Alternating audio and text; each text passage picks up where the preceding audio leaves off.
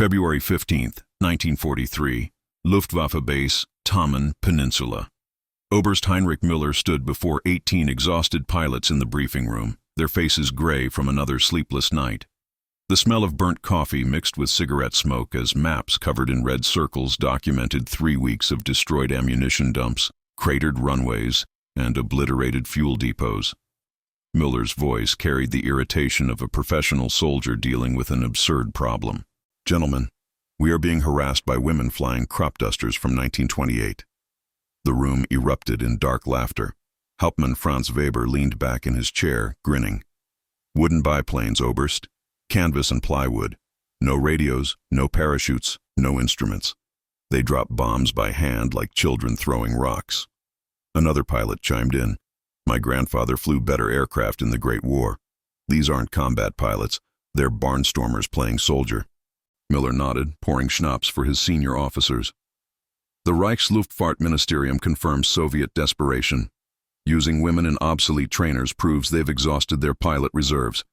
"We have Ju-88s, radar, enclosed cockpits. They have flying firewood." He raised his glass. "To swift resolution of this temporary inconvenience."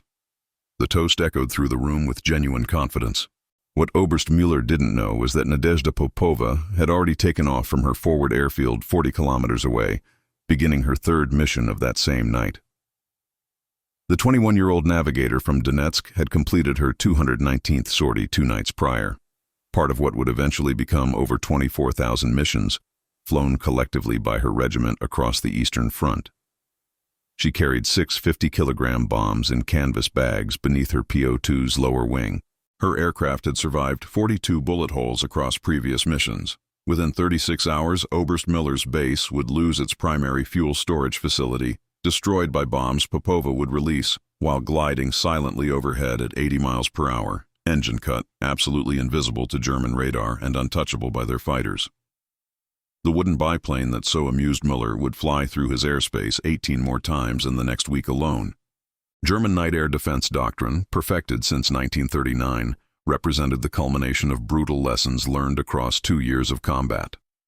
After the Battle of Britain cost the Luftwaffe 237 night fighters to preventable accidents, every requirement became written in pilot blood. Freezing deaths at altitude mandated enclosed, heated cockpits. Mid-air collisions in darkness required radio communication between aircraft. A catastrophic 30% casualty rate from mechanical failures demanded backup systems and crew redundancy. Speed minimums emerged after slower aircraft proved vulnerable to interception, establishing 180 miles per hour as the baseline for survivability. The Junkers Ju-88 embodied this accumulated wisdom perfectly. Twin BMW 801 engines generating 2,400 horsepower, enclosed pressurized cockpit protecting 4 crewmen, FUG-220 Liechtenstein radar for blind pursuit, maximum speed of 300 miles per hour, and full complement of parachutes and emergency equipment. Between 1940 and 1942, Ju-88 night fighters had destroyed 357 British bombers. German confidence wasn't arrogance. It was empirical data from thousands of combat hours proving modern engineering defeated obsolete design. While German engineers perfected these requirements, Nadezhda Popova was proving them irrelevant over the Kerch Strait. On the night of January 8, 1943, she navigated her Po-2 toward a German supply depot storing winter clothing and medical supplies. Her aircraft violated every German requirement simultaneously. No radio meant hand signals between pilot and navigator. No parachute because their 500-meter altitude made deployment impossible. Maximum speed of 94 miles per hour. And wooden construction that offered zero protection from small arms fire. Her pilot, Irina Sabrova, cut the engine 3 kilometers from target. They glided in complete silence through -30-degree air, Popova's breath forming ice crystals on her goggles. She released 4 bombs manually through the open cockpit, watching them tumble toward the illuminated depot. Direct hits. Secondary explosions lit the frozen landscape as ammunition cooked off. They restarted the engine and departed at treetop level. This was mission 187 of what would eventually contribute to the regiment's collective total of over 24,000 combat sorties. German after-action reports attributed the depot's destruction to undetermined partisan activity, unable to comprehend that a biplane from 1928 could penetrate their airspace undetected. The Soviet response violated every principle German doctrine established, fielding aircraft that seemed designed to fail. The Polikarpov PO-2 consisted of wood and canvas stretched over a simple frame, described by German intelligence as flying kindling and plywood with wings barely attached. Its open cockpit exposed pilots to the full horror of winter warfare at altitude. Temperatures reaching -40 degrees Celsius caused severe frostbite on faces and hands within minutes. Breath-formed ice that obscured vision, and the wind chill turned routine missions into tests of physical endurance. The aircraft carried no equipment whatsoever. No radios meant communication through hand signals and prearranged visual cues. No parachutes because the low-altitude bombing runs made them useless deadweight. No armor plating, no self-sealing fuel tanks, nothing between the crew and enemy fire except fabric and hope. The specifications compared to the Ju-88 revealed a technological chasm that seemed insurmountable. Maximum speed of 94 miles per hour versus the Ju-88's 300, a single 100-horsepower M11 engine versus twin 2,400 horsepower power plants, designed in 1928 versus 1936, costing approximately $5,000 versus $80,000, and requiring 3 weeks to manufacture versus 3 months. The absurdity was complete. The Soviet Air Force was sending young women into combat flying wooden training biplanes converted to bombers through the addition of bomb racks, asking them to hand-drop explosives while exposed to machine gun fire, winter conditions, and the full might of the Luftwaffe's technological superiority. What German engineers saw as fatal weaknesses, Nadezhda Popova transformed into tactical advantages that rendered their sophisticated countermeasures useless. The PO-2's primitive simplicity allowed ground crews to refuel the aircraft in 4 minutes and reload bombs in 3, enabling rapid turnaround impossible for complex German bombers that required extensive pre-flight checks and specialized equipment. Popova's regiment could launch missions continuously throughout the night, with individual pilots flying 8, 10, sometimes 15 sorties before dawn, each aircraft hitting different targets in rapid succession. The wooden and canvas construction that seemed so vulnerable actually increased survivability in ways German metallurgists never anticipated. Bullets passed through fabric without fragmenting, missing vital systems and crew by centimeters, while identical rounds striking metal aircraft ricocheted through confined cockpits until finding human targets. After a mission over Novorossiysk in March 1943, ground crew counted 24 bullet holes through Popova's aircraft, including 2 that passed within inches of her head, puncturing canvas behind her position. The Po-2 flew the next night after mechanics patched the fabric with spare material. Popova later reflected on the incident with characteristic directness. "If I'd been flying one of their metal coffins, that bullet would have ricocheted until it found me." The Germans designed aircraft to fight their war according to their rules. We designed tactics to fight ours according to our reality. An official Luftwaffe technical assessment dated March 22, 1943, distributed to all Eastern Front commanders, concluded the following. Soviet deployment of female pilots operating obsolete Polikarpov PO-2 training aircraft in combat bombing roles represents desperate measure indicating severe pilot shortage and catastrophic decline in industrial manufacturing capacity. Aircraft constructed of wood and fabric with primitive equipment, no defensive armament, and operational speeds below minimum combat thresholds render them extremely vulnerable to interception and ground fire. Physics remains immutable. Superior speed, metal construction, and modern systems will invariably defeat slow, wooden, obsolete design. Current Soviet operations predicted to cease within 4 to 6 months due to unsustainable attrition rates.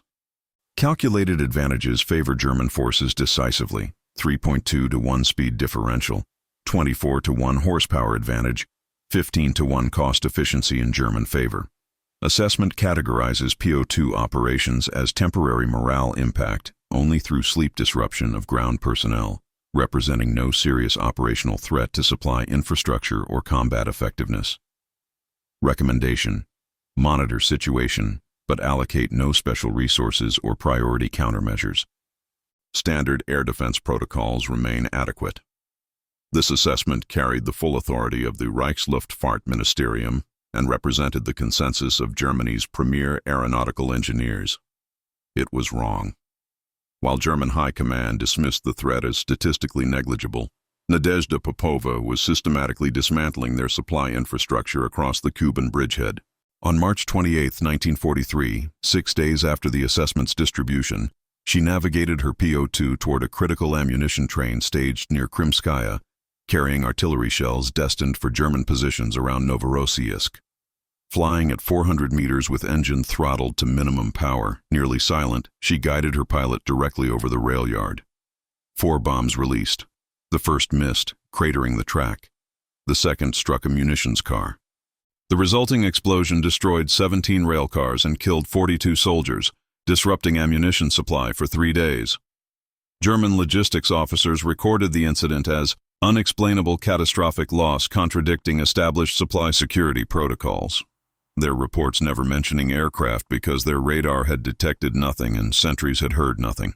By this point in her combat career, Popova had conducted over 280 missions, rapidly approaching the individual total of 852 that would eventually contribute to her regiment's collective achievement of over 24,000 sorties across the war, a number so staggering that German intelligence dismissed it as Soviet propaganda, even when confronted with documentary evidence.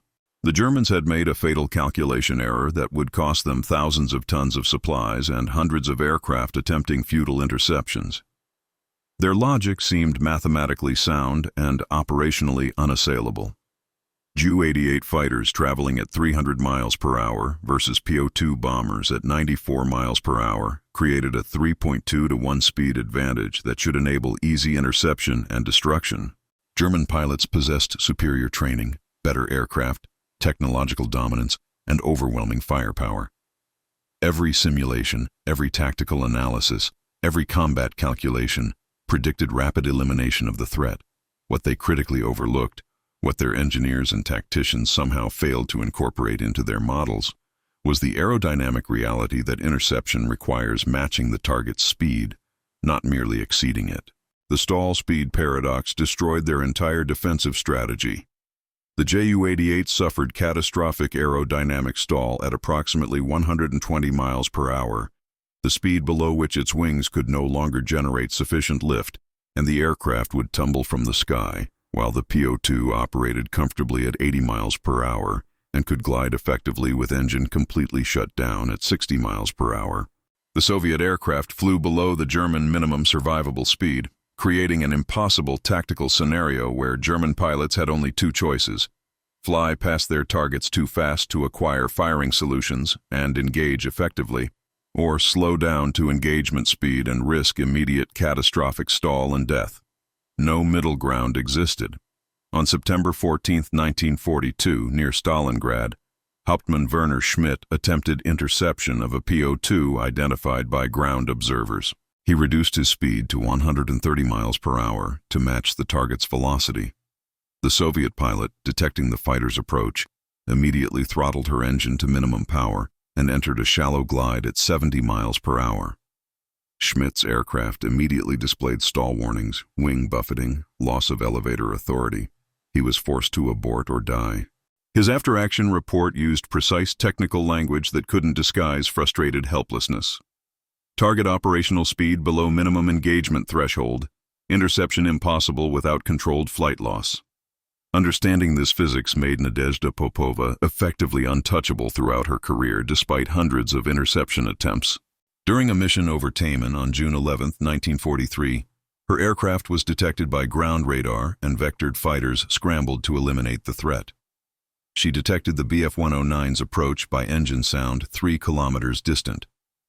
Standard procedure: immediate throttle to minimum power, shallow descent to 200 meters, maintain heading toward target. The German pilot made his first pass at 250 miles per hour, overshooting by 400 meters before he could even align his gun sight. Second pass, slower, 180 miles per hour, still too fast, firing wildly behind her actual position. Third attempt, the German pilot reduced to approximately 140 miles per hour, wings beginning to wobble with approaching stall, his aircraft shuddering as it fought to maintain lift. He fired a desperate burst that missed by 50 meters, then was forced to add full power and climb or crash into the steppe. Popova continued to her target, released her bombs on a supply depot, and returned to base. This tactic, refined and repeated across the missions that would contribute to the collective 24,000 sorties flown by her regiment, proved that the PO2's slowness wasn't a limitation to be overcome, but rather its greatest weapon against a technologically superior enemy that had optimized itself into irrelevance. German engineers calculated thrust, weight, speed, firepower. They calculated everything except one variable. You cannot intercept what flies slower than your minimum speed, and Nadezhda Popova flew slower than physics allowed Germans to chase. The stall speed paradox that had already frustrated Hauptmann Werner Schmidt and dozens of German pilots was only the first of 3 advantages the Night Witches possessed. Advantages that emerged not from superior technology but from the brutal logic of asymmetric warfare. German fighters had been optimized across 6 years of development to intercept fast bombers.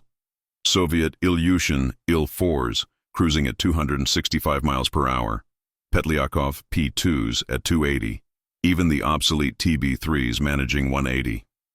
The Ju-88 and Bf-110 night fighters were designed as pursuit aircraft, built to chase targets fleeing at high speed through darkness, not to perform precision slow-speed engagement against targets that barely qualified as powered flight. The physics were unforgiving.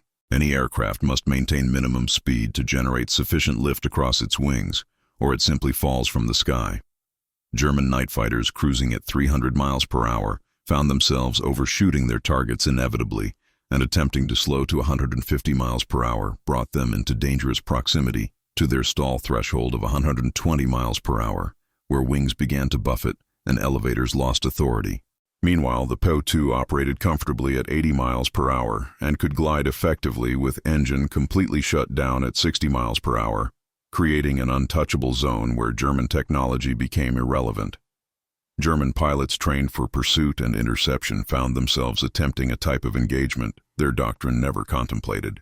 Target acquisition at high differential speeds provided approximately 2 to 3 seconds maximum, and at closing speeds exceeding 200 miles per hour, achieving weapons lock proved impossible. The sophisticated gun sights and radar systems meant nothing when the fundamental physics prevented engagement. On April 14, 1943, Nadezhda Popova demonstrated this advantage on her 312th mission while targeting a German fuel depot near Krimskaya. She detected the Bf-110 fighter by its distinctive engine sound 3 kilometers distant, the twin Daimler-Benz engines creating a deep rumble that carried across the night sky. Her immediate response followed established procedure: throttle to minimum power, bringing her airspeed down to 65 miles per hour in a shallow glide. The German pilot made his first pass at approximately 280 miles per hour, overshooting by 500 meters before he could even center her aircraft in his gun sight. Second pass, reduced speed, perhaps 200 miles per hour, still far too fast, his tracer rounds arcing harmlessly behind her actual position as he desperately tried to compensate for the speed differential his training never addressed. Third attempt revealed his growing frustration through visible maneuvering, wings wobbling as he tried to reduce speed further, steep banking turns attempting to circle back and acquire the target that simply refused to cooperate with his tactical assumptions. Each pass gave Popova time to adjust her heading toward the target, maintaining course while her pursuer burned fuel in futile pursuit. She completed her bombing run while the German fighter made a fourth desperate attempt, then restarted her engine to full power and departed at treetop level. This tactic, perfected over hundreds of missions that would contribute to the regiment's eventual total of 24,000 combat sorties, transformed speed from advantage into liability. The target burned through the night. The German pilot reported mission failure, noting target evasion successful through unconventional low-speed maneuvering. His report failed to mention that he'd been outflown by a woman in a training biplane from 1928. The second advantage emerged from what Germans considered the PO2's greatest vulnerability, the primitive wood and canvas construction that intelligence assessments dismissed as flying kindling. German engineers and pilots fundamentally misunderstood the physics of bullet impact against different materials. When ammunition designed for 20th century warfare encountered 19th century construction, the results defied expectations. Metal aircraft presented hard targets that behaved predictably. Bullets struck aluminum skin, penetrated the fuselage, created shrapnel from fragmented metal, then ricocheted inside the confined space until striking fuel lines, hydraulic systems, control cables, or crew members. German ammunition had been specifically designed for metal targets, incorporating explosive rounds and incendiary tracers, optimized to penetrate and fragment. Armor-piercing rounds wasted their energy penetrating armor that didn't exist on the PO2. Canvas aircraft behaved entirely differently. Bullets passed through fabric, exited cleanly through the opposite side, transferred minimal energy, created no shrapnel, caused no secondary damage. The fabric simply tore, leaving clean holes that affected nothing. Wood frames absorbed bullets by allowing them to pass through unless they directly struck a structural spar, and even then, the wood might crack rather than shatter. The vital systems, engine, fuel tank, crew positions, occupied perhaps 15% of the aircraft's total volume. Canvas tiers didn't significantly affect aerodynamics, the way metal damage compromised structural integrity. Repairs required simple canvas patches applied in 30 minutes, compared to metal welding requiring specialized equipment and hours of work. German pilots found themselves reporting hits without kills, their after-action reports filled with frustrated descriptions, multiple strikes observed, no visible effect on target flight characteristics. During her 387th mission on May 22, 1943, Nadezhda Popova proved this advantage definitively when her PO2 encountered concentrated machine gun fire from a German infantry position she was bombing near Temryuk. Ground crew inspection. The following morning counted 42 bullet holes distributed across her aircraft. 18 holes in the upper wing fabric, 11 through the lower wing, 9 through the fuselage sides, 3 through the tail assembly, and 1 that passed directly through the cockpit area 20 centimeters behind her seat. That single round had entered through the portside fabric, passed between her and her pilot Katya Ryabova, and exited through the starboard side without striking anything more substantial than air. The women had felt the pressure wave but hadn't realized how close death had come until they saw the aligned holes in daylight. The aircraft was deemed fully airworthy after mechanics patched the canvas tiers with spare fabric. Popova flew 3 more missions that same night in the identical damaged aircraft before it received proper repairs. This particular PO2, registration number 312, would carry her through 50 additional missions before being retired to training duty. Standing beside the patched aircraft, Popova told her mechanic with characteristic directness, "In their metal planes, I would be dead. That bullet would have bounced around the cockpit until it found one of us. They build coffins that fly fast. We fly canvas that forgives." But the third advantage proved most devastating to German morale and most difficult to counter through technology or training. While the stall speed paradox frustrated German pilots and the canvas construction protected night witches from bullets, the silent gliding tactic created something far worse for soldiers on the ground: supernatural terror. German searchlight batteries and anti-aircraft artillery systems relied fundamentally on acoustic detection for initial targeting. Sound-ranging equipment triangulated engine noise to establish approximate aircraft position, then searchlights illuminated that area, and anti-aircraft guns opened fire while fighter controllers scrambled interceptors. The entire defensive system assumed audible warning. The night witches discovered, possibly through accident initially, a tactic that rendered this system useless. The approach began conventionally. Aircraft climbed to 8,000 feet with engines at full throttle, creating noise the Germans could easily detect and prepare for. Standard defensive procedures activated, soldiers rushed to positions, searchlights powered up, guns trained on anticipated approach paths. Then, at approximately 3,000 feet altitude and 3 miles from target, the night witches would idle their engines completely, switching them off entirely. What followed was 5 to 6 minutes of total silence as the PO2 glided toward its target. The physics were elegant. The PO2's glide ratio approximated 1 to 10, losing 1 foot of altitude for every 10 feet traveled forward. From 3,000 feet, that provided 30,000 feet of gliding distance, equivalent to 5-6 miles, and at 60 miles per hour glide speed, that meant 5.6 minutes of silent approach. The only sound was wind through canvas wings, a soft rustling completely indistinguishable from natural wind at ground level.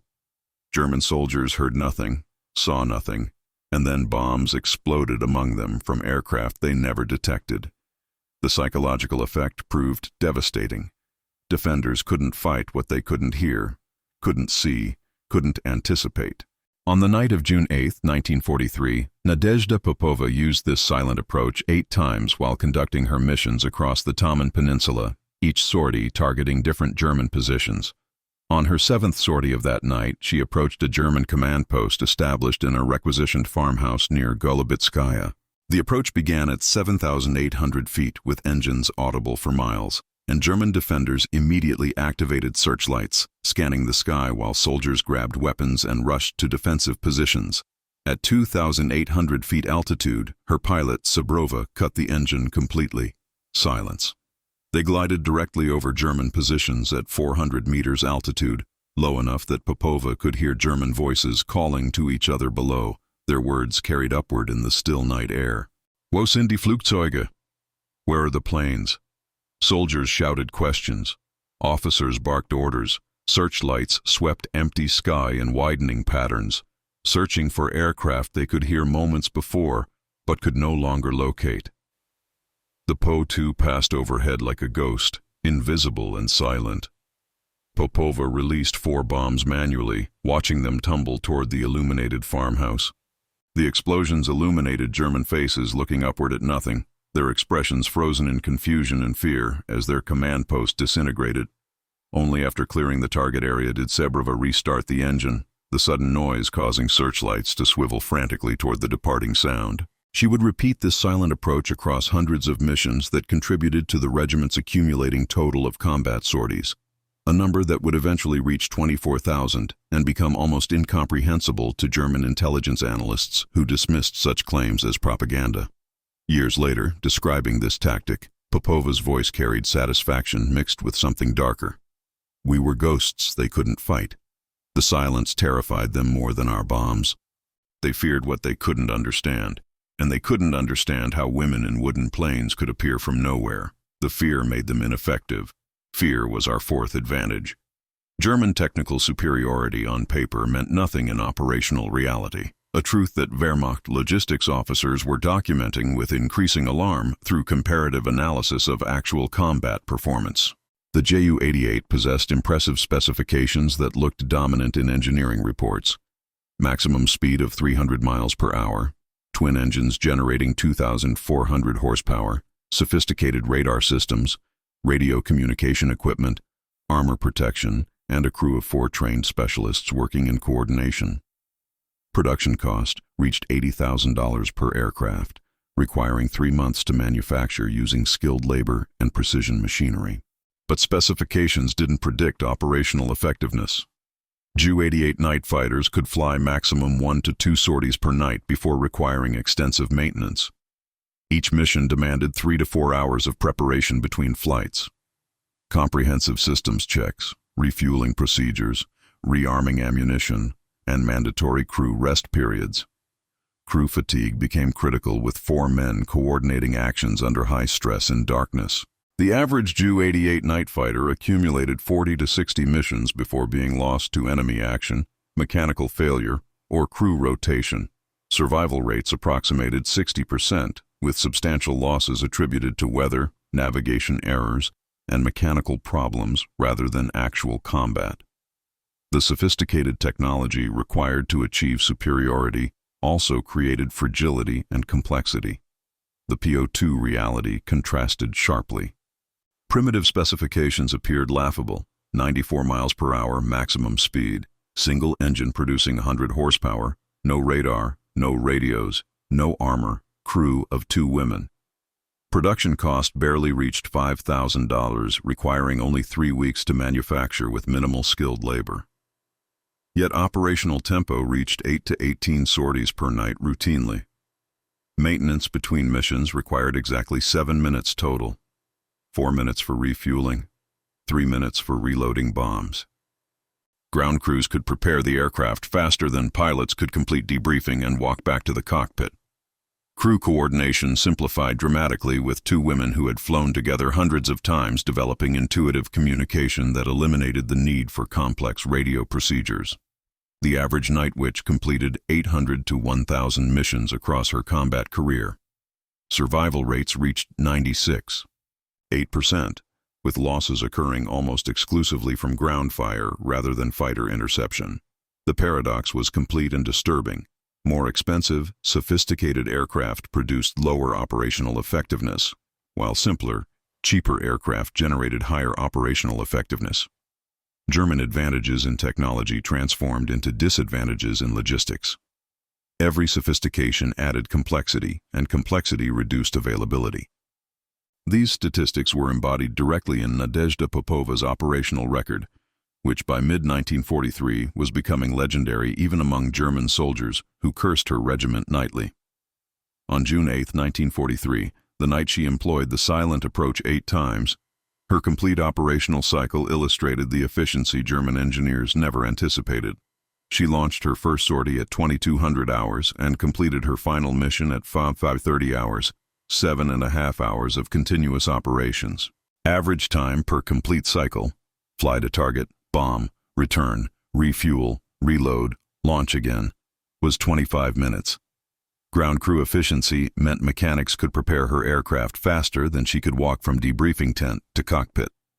That single night, she dropped approximately 480 kilograms of bombs across 8 different German positions: 2 ammunition dumps, 1 vehicle park, 1 command post, 3 infantry positions, and 1 supply depot. German casualties that night from her missions alone were estimated at 47 killed and approximately 100 wounded, with material losses exceeding 200,000 Reichsmarks. For comparison, the most accomplished Luftwaffe night fighter pilot might fly 4 sorties maximum in a single night, and that would be considered exceptional performance worthy of commendation. Popova's 852 individual missions, representing a fraction of the regiment's cumulative 24,000 sorties, meant she had completed the equivalent of more than 34 full American bomber crew tours of duty, each of which was 25 missions before rotation home. She represented more combat experience than entire squadrons of German night fighters accumulated collectively. Wehrmacht logistics officers were recording a disturbing pattern in their resource allocation reports, numbers that revealed an economic disaster masked as tactical inconvenience. German expenditure attempting to stop the Night Witches had reached catastrophic proportions. Anti-aircraft ammunition alone exceeded 2 million rounds fired specifically at Night Witch aircraft across 18 months of operations. At 50 Reichsmarks per artillery shell, that represented 100 million Reichsmarks, equivalent to $40 million in American currency, an amount that could have purchased 2,000 modern fighters or 300 heavy bombers. Dedicated fighter sorties attempting intercepts exceeded 1,000 missions, each costing approximately 500 Reichsmarks in fuel, ammunition, and maintenance, adding another 500,000 Reichsmarks. Searchlight batteries required over 200 units deployed specifically for night defense against harassment raids, each battery consuming power and requiring personnel. Personnel allocation reached absurd levels. More than 5,000 German soldiers were assigned to defensive positions attempting to counter night harassment, soldiers desperately needed on offensive operations. Total German cost for countering the Night Witches exceeded 50 million Reichsmarks by conservative estimates. Soviet investment in the 588th Night Bomber Regiment told a different story. 40 POW-2 aircraft at $5,000 each totaled $200,000. Ammunition costs, bombs dropped by hand, represented a fraction of the defensive ammunition fired at them. Personnel consisted of 80 pilots and navigators plus minimal ground crew, approximately 150 people total. Total Soviet investment in creating and maintaining the entire regiment remained under $2 million American dollars. The cost ratio was devastating. Germans were spending 25 Reichsmarks for every 1 Reichsmark the Soviets invested, and achieving 0 confirmed results. Not a single German fighter pilot could claim verified kills against Night Witches. The Night Witches represented perfect asymmetric warfare, minimal investment producing maximum enemy resource drain. Nadezhda Popova personally represented this asymmetric efficiency at its most brutal. If German defenders fired an average of 1,000 rounds attempting to hit her aircraft during each mission, and her 852 missions represented her individual contribution to the regiment's 24,000 collective sorties. That meant Germans had expended 852,000 rounds of ammunition, attempting to kill one woman. At 50 Reichsmarks per round, that equaled 42.6 million Reichsmarks spent trying to eliminate a single Soviet pilot. The result: she survived every mission. Meanwhile, her bombs had destroyed an estimated 40 tons of German ammunition, 17 vehicles, 8 supply depots, 3 command posts, and killed or wounded approximately 600 German soldiers. The value of German material destroyed by her personal efforts exceeded 15 million Reichsmarks, creating a cost-benefit ratio where each Reichsmark invested in Popova generated 7 Reichsmarks in enemy losses, while each Reichsmark Germans invested in stopping her generated 0 return. For comparison, the average United States Army Air Force bomber crew rotated home after completing 25 missions, considered a full tour of duty. Popova had completed 34 equivalent tours. She represented more combat sorties than entire squadrons of German night fighters accumulated across the war. By summer 1943, her 852 individual missions, contributing to the regiment's relentless accumulation toward 24,000 total sorties, made her one of the most cost-effective weapons in the entire Soviet arsenal. German high command was beginning to realize that killing women in wooden biplanes was costing more than those women were costing the Soviets. And Nadezhda Popova had no intention of stopping. As German high command grappled with the resource drain, frontline intelligence was about to deliver a shocking revelation that would transform tactical frustration into ideological crisis. On October 17, 1942, a Wehrmacht armored reconnaissance unit overran a Soviet forward airfield near Maikop during a rapid advance following the summer offensive. The Soviet evacuation had been hasty, conducted under artillery fire, and in their retreat the defenders abandoned numerous documents in a wooden administrative building. The German intelligence officer who sorted through the recovered papers, Hauptmann Klaus Reinhardt, initially assumed he was examining propaganda materials. The first document was a flight roster listing pilot-navigator pairs for the 588th Night Bomber Regiment. Every name was unmistakably female. Lieutenant Nadezhda Popova, Lieutenant Yevdokia Bershanskaya, Lieutenant Irina Sabrova, Navigator Katya Ryabova. 23 pairs total. Reinhardt's first assumption was clerical error, perhaps support personnel misidentified. Then he found personnel records showing birth dates and ages, 18 to 23 years old. Award citations mentioned these same names with feminine titles and detailed combat actions. Pilot logs showed identical names appearing across hundreds of individual mission entries, some aircraft recording over 300 sorties.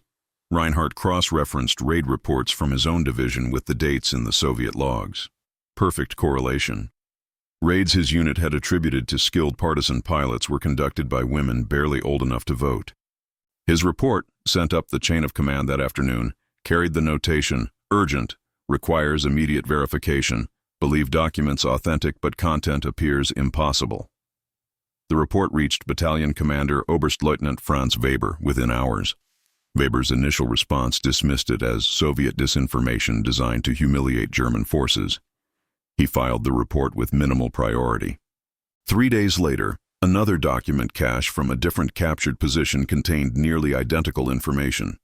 5 days after that, a POW shot down by concentrated machine gun fire near Krimskaya yielded a dead pilot whose body, when recovered by German soldiers, proved unmistakably female. The pattern could no longer be ignored. Reports escalated from division to corps to army group, each level responding with initial disbelief followed by grudging verification. Wehrmacht Intelligence Headquarters committed resources to the question and confirmed what frontline officers refused to accept. The 588th Night Bomber Regiment, operational since May 1942, consisted entirely of female personnel, pilots, navigators, mechanics, armorers, all women. On November 8, 1942, General Oberst Hermann Hoth received a formal briefing at Army Group South Headquarters. The presentation included intelligence photographs, captured documents, prisoner testimonies from other Soviet units, and statistical analysis of Night Witch raid patterns, cross-referenced with verified female pilot names.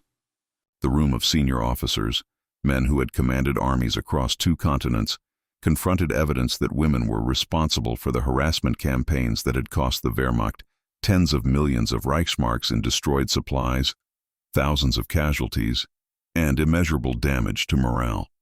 The conclusion was unavoidable and professionally devastating.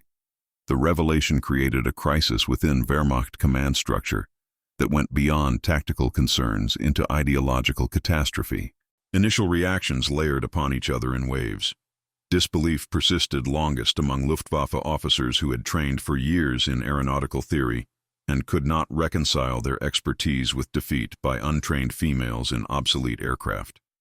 Many demanded additional proof, questioning document authenticity despite overwhelming corroboration. Humiliation followed verification. Elite Luftwaffe pilots who had engaged British Spitfires and American Flying Fortresses faced the reality that women flying crop dusters had made them operationally irrelevant. Several night fighter pilots quietly requested transfers to other theaters, rather than admit publicly they had been bested by female opponents.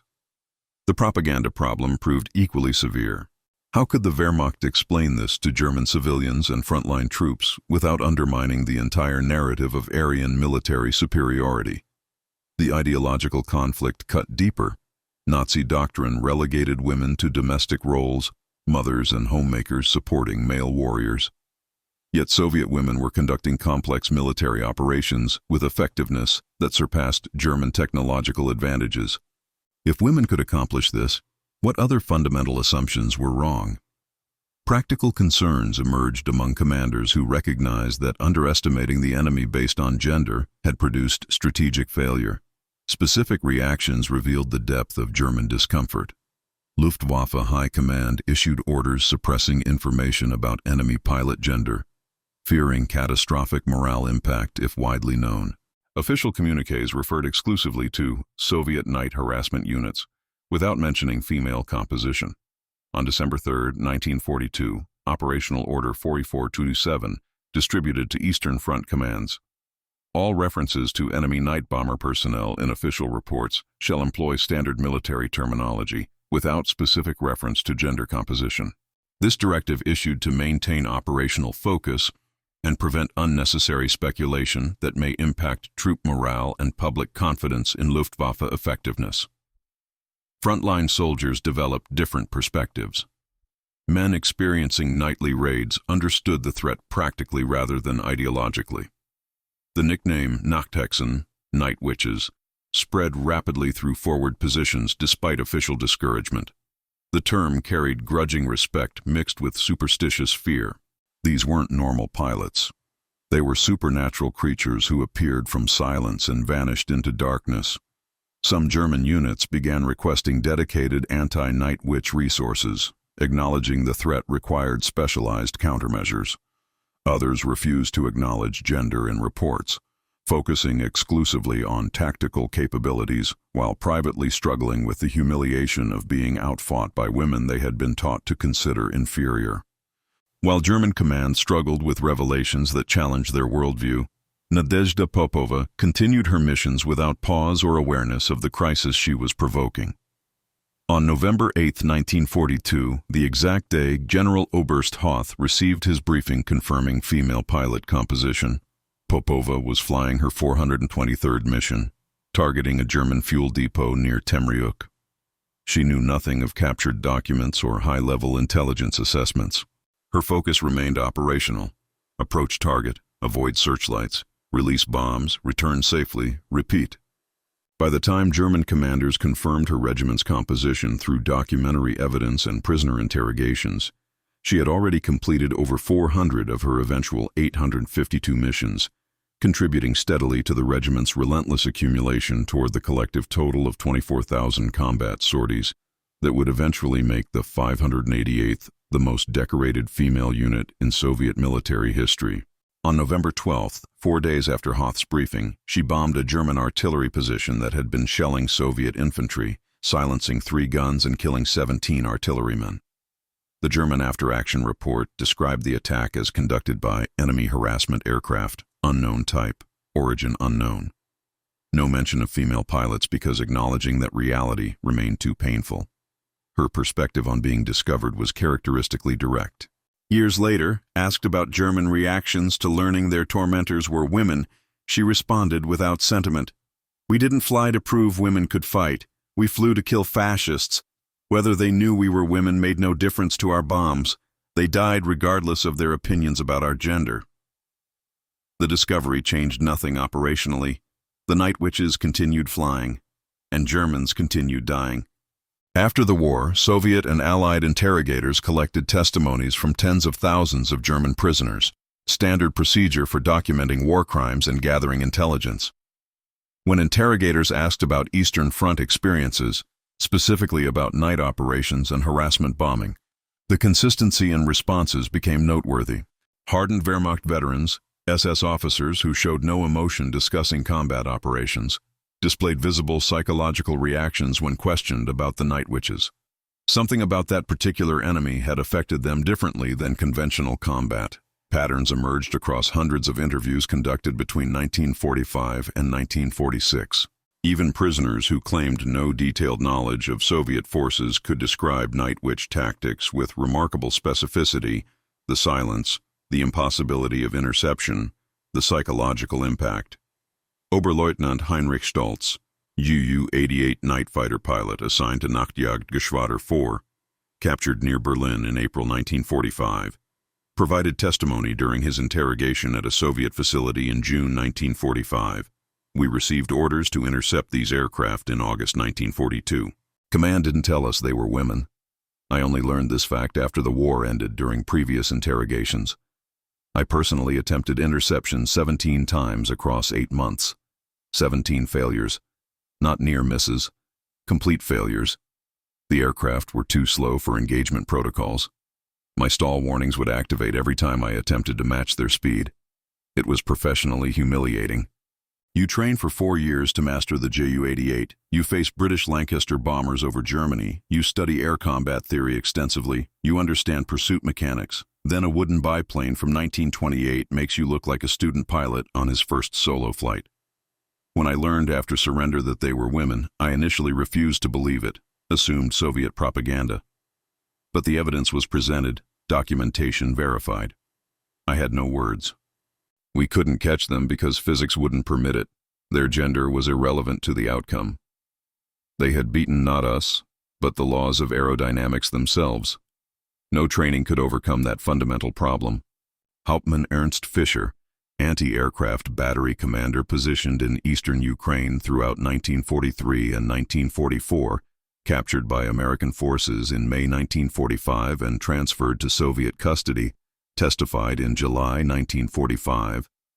"My flak battery fired an estimated 42,000 rounds at these aircraft between March 1943 and September 1944. 42,000 rounds. We achieved perhaps 4 confirmed hits across 18 months. 4 hits from 42,000 rounds. They would approach with engines audible. We would prepare all systems, train guns on expected approach vectors, then silence. Complete silence. We would fire at where calculations suggested they should be, but we were shooting at ghosts. The sound would return after bombs had already exploded on our positions. The psychological effect on my men became severe over time. Soldiers who had endured Stalingrad showed genuine fear of these aircraft. We feared the silence more than the explosions. Learning they were women only added to the sense that we had fundamentally underestimated everything about this enemy. Not just their capabilities, but our own assumptions about warfare itself.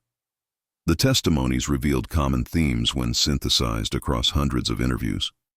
Nearly every prisoner mentioned the silence and its devastating psychological impact. Repeated descriptions appeared of failed interceptions attributed to speed differential making engagement physically impossible. Almost universal shock characterized responses when prisoners learned pilot gender, though many attempted rationalization, claiming Soviet propaganda had exaggerated female involvement percentages. Others admitted candidly that gender made no operational difference, acknowledging the enemy had been effective regardless of composition. The phrase, "we couldn't catch what we couldn't match in speed," appeared in variant forms across dozens of testimonies. Several prisoners mentioned specific night witch aircraft by reputation or distinctive markings, describing particular planes that appeared repeatedly over their positions. Some acknowledged that Wehrmacht propaganda about Soviet technological and tactical inferiority had been comprehensively wrong, at least regarding this particular unit. Some testimonies referenced Nadezhda Popova specifically, though German prisoners often didn't know her name, identifying her instead by aircraft markings or operational patterns. Lieutenant Karl Manstein, infantry officer serving with the 73rd Infantry Division in the Kuban region, captured in October 1943, testified in November 1943. There was one aircraft we learned to recognize by distinctive repair patch patterns on both wings. Multiple canvas patches in irregular pattern, visible when searchlights caught it briefly. This aircraft appeared over our positions at least once weekly, sometimes 3 or 4 times in a single week. We began calling it Der Geist, the ghost, because it would arrive in complete silence more consistently than others. I personally witnessed this aircraft's attacks 11 times that I can confirm. On June 8, 1943, it destroyed our ammunition depot. Casualties exceeded 40 men. On July 3rd, it hit our battalion command post, killing our commander and 3 staff officers. The aircraft seemed untouchable.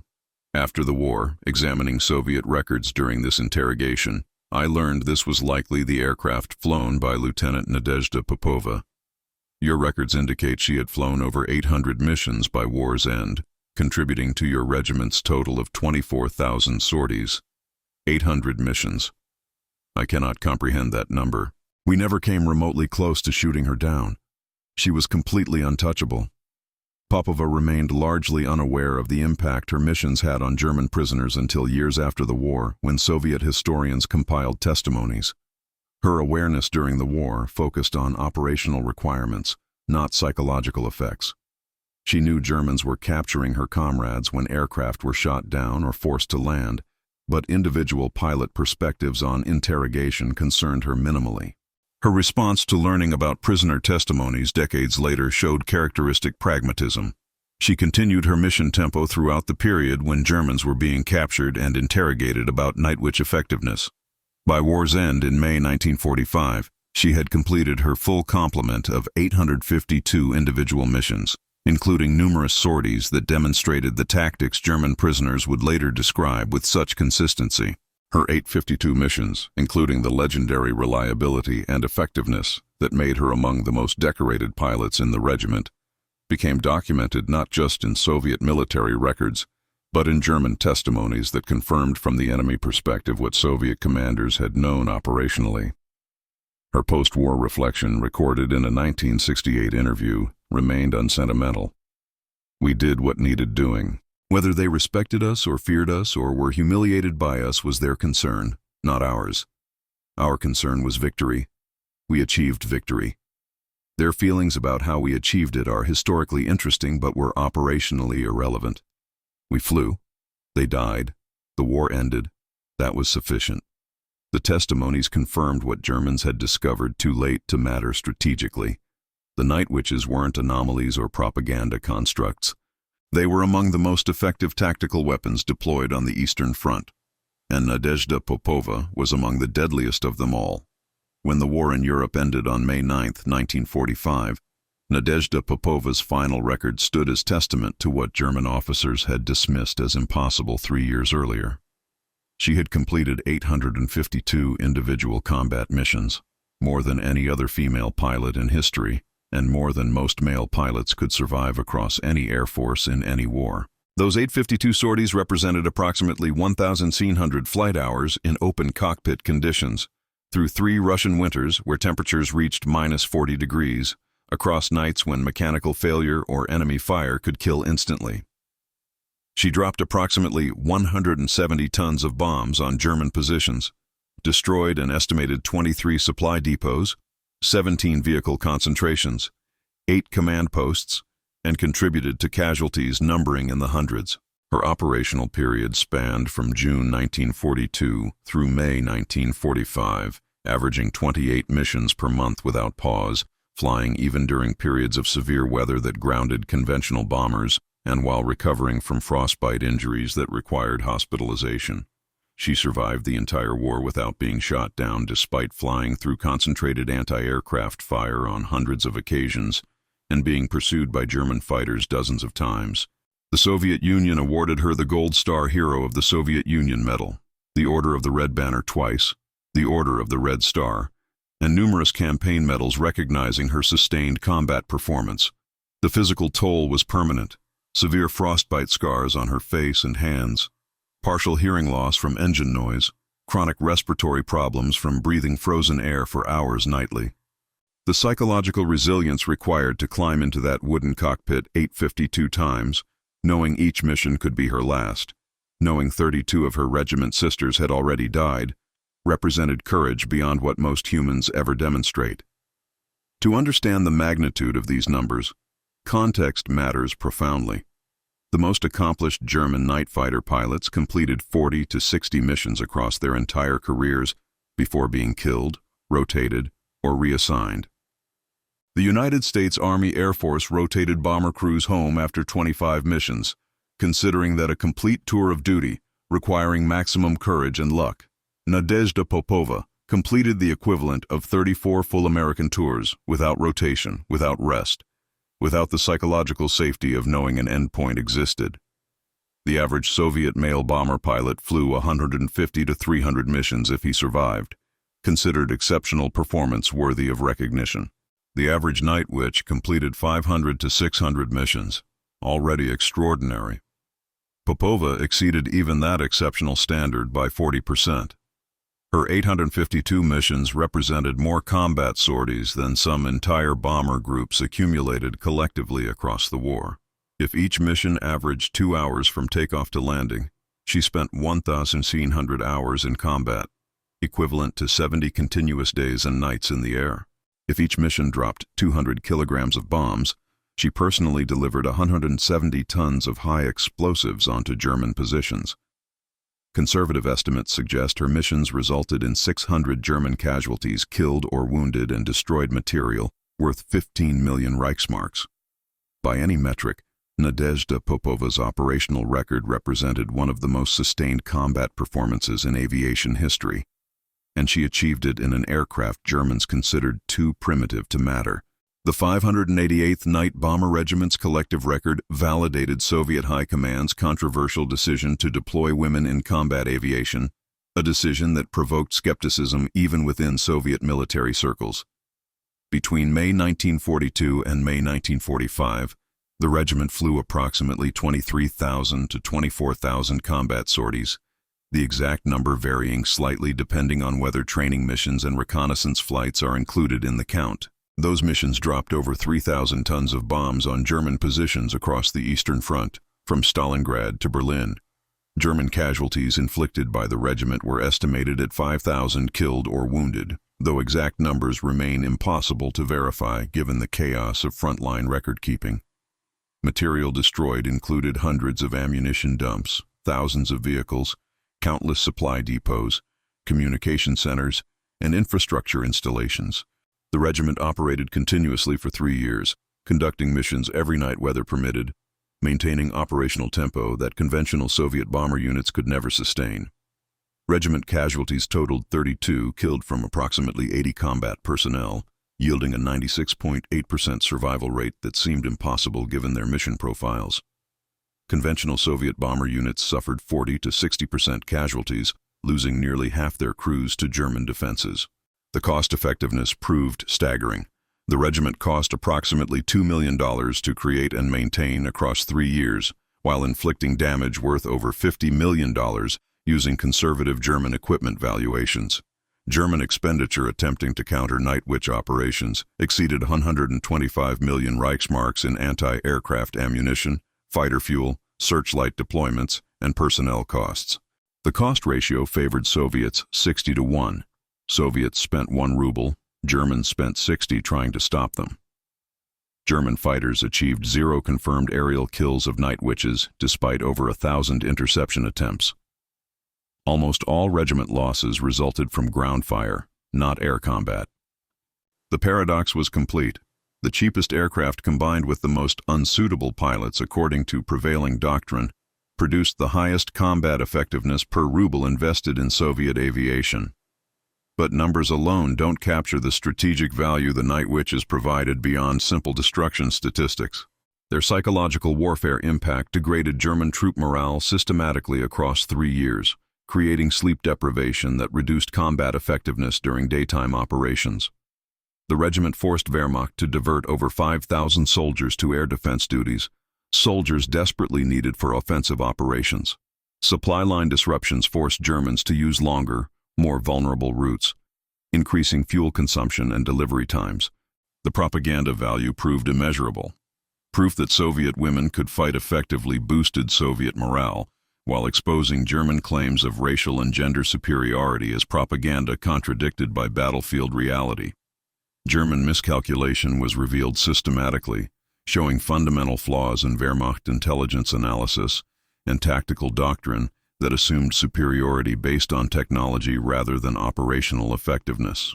The regiment demonstrated asymmetric warfare principles that would influence military thinking for decades. Irregular tactics, psychological operations, and cost-effective harassment could achieve strategic impact disproportionate to force size or equipment quality. Marshal Georgy Zhukov, writing in his memoirs years after the war, observed, "The Night Witches achieved strategic impact disproportionate to their numbers or equipment. They cost us almost nothing in resources and cost the Germans everything they spent attempting to stop them." This represents the ideal equation in warfare. The 588th Regiment proved definitively that in warfare, technological superiority matters less than tactical innovation, and determination can overcome engineering advantages. Nadezhda Popova's 852 missions, contributing substantially to the regiment's collective achievement of 24,000 combat sorties, embodied this principle perfectly. After the war ended, Nadezhda Popova faced a different kind of challenge, returning to a world where nightly combat no longer defined existence. Initial recognition came immediately. She participated in the Moscow Victory Parade in June 1945, wearing her medals and Hero of the Soviet Union star, celebrated as one of the war's most decorated pilots. Soviet authorities invited her to speaking tours, propaganda events, youth rallies where she was supposed to inspire the next generation. But transitioning to civilian life after 3 years of nightly missions proved psychologically difficult in ways military service never was. She suffered recurring nightmares about missions, struggled with survivor's guilt over the 32 squadron members who died, found civilian concerns trivial compared to life and death decisions she had made nightly for 3 years. She eventually became a flight instructor, remaining in aviation because returning to that environment provided continuity and purpose. She married fellow pilot Semyon Kharlamov in 1946, though their relationship strained under the weight of mutual combat trauma. She maintained close relationships with surviving Night Witches, meeting annually for reunions where they were the only people who truly understood what they had experienced. Soviet recognition fluctuated with political climate. Stalin suppressed many war heroes he didn't personally favor, and Popova's recognition decreased during the late 1940s and 1950s, when Stalin preferred celebrating male heroes. Recognition increased again after Stalin's death as the Soviet Union began more honestly documenting the war. She continued speaking about her experiences, though always with reluctance, finding that words couldn't capture the reality of what flying 852 missions actually meant.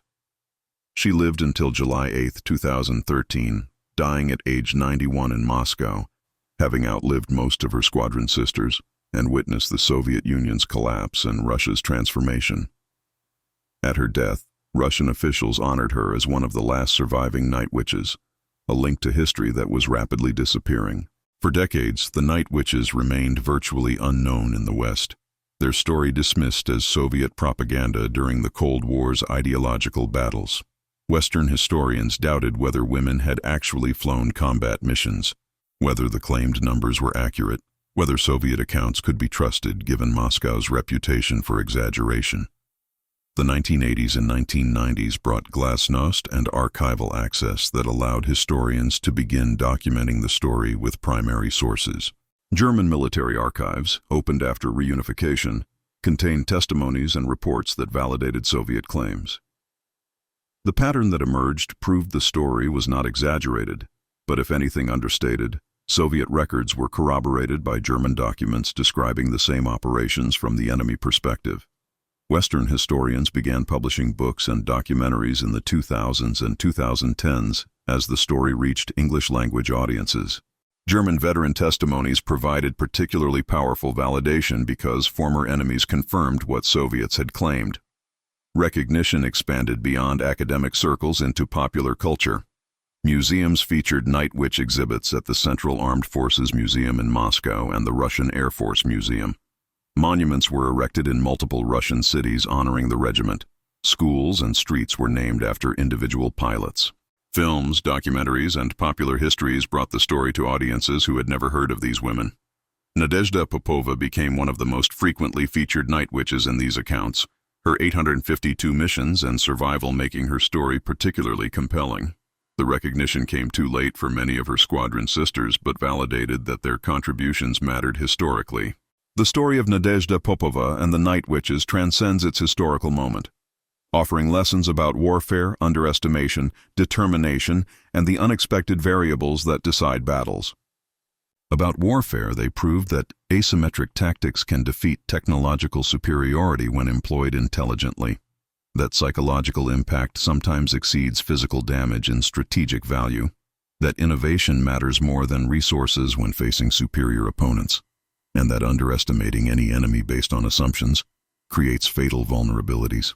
About underestimation specifically, Germans' assumptions about gender and primitive aircraft blinded them to real capabilities, proving that prejudice creates exploitable weaknesses in military analysis. Your enemy's apparent weakness may actually be their strength when they understand their operational environment better than you do. About determination, flying 852 missions required extraordinary resilience that went beyond technical skill into pure refusal to quit. Each mission could be the last, yet she continued. The physical and psychological toll was immense and permanent, yet she survived by combining skill, luck, and absolute unwillingness to stop. About physics and engineering, sometimes simple design beats complex when matched to specific requirements. Canvas survived better than metal in their operational role. Understanding your environment matters more than raw performance specifications. Constraints force innovation that abundance never requires, and the right tool for the job isn't always the most advanced tool available. The German officer who laughed at women in crop dusters on that February morning in 1943 never understood what Nadezhda Popova and her sisters proved across 24,000 collective missions and 3 years of relentless night operations. They proved that courage doesn't require the best equipment, that skill can overcome raw technological power, that determination makes physics itself irrelevant to outcome. Her 852 missions weren't just military operations. They were proof that Germans had calculated thrust, speed, firepower, and horsepower, but missed the one variable that actually mattered, the will to fight when everyone expects you to fail. In wooden biplanes that shouldn't have worked according to modern engineering principles, against an enemy that refused to take them seriously until far too late, the Night Witches proved that sometimes the most dangerous weapon isn't the most powerful one or the most technologically advanced one. It's the one your enemy never sees coming because their assumptions blind them to what's actually there. Nadezhda Popova flew slower than German physics allowed interception, dropped bombs while Germans searched empty skies, and survived 852 missions in an aircraft made of wood and canvas. And in doing so, she became untouchable.